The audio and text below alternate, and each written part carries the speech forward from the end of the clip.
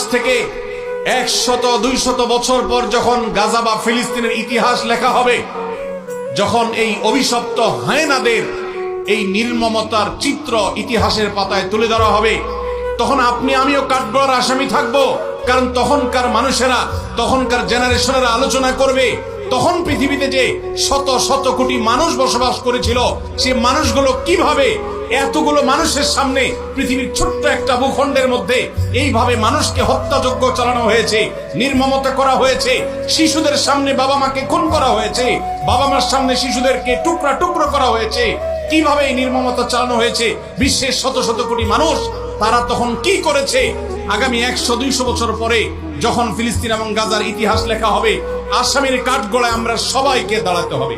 আমরা বড় বেশি কঠিন, বেদনাদায়ক, অত্যন্ত ব্যথাতুর সময় আমরা পার করছি মুসলমানরা।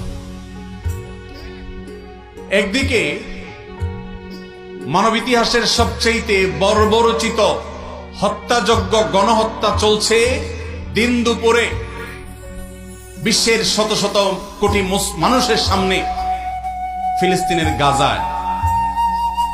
আজ সেখানে মানবতা এমন ভাবে ভুলুণ্ঠিত হচ্ছে,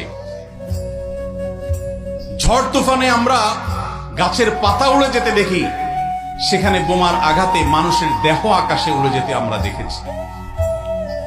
প্রিয় ভাইরা, আজকের বিশ্বকে বলা হয় সভ্য পৃথিবী, আজকের পৃথিবীকে বলা হয় নাকি মানবিক পৃথিবী।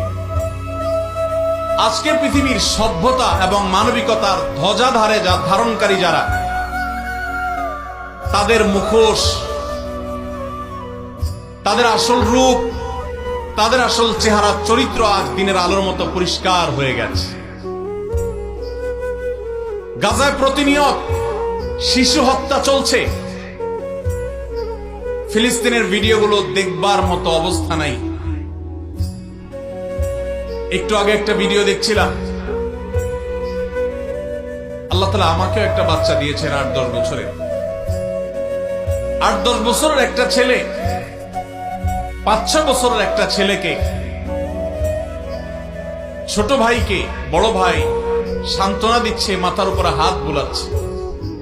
ছোট ভাই বড় ভাইয়ের কোলে মাথাটা রেখে চোখের পানি ফেলছে, অঝরে কাঁদছে, কারণ তাদের বাবা মাকে শহীদ করে দেওয়া হয়েছে।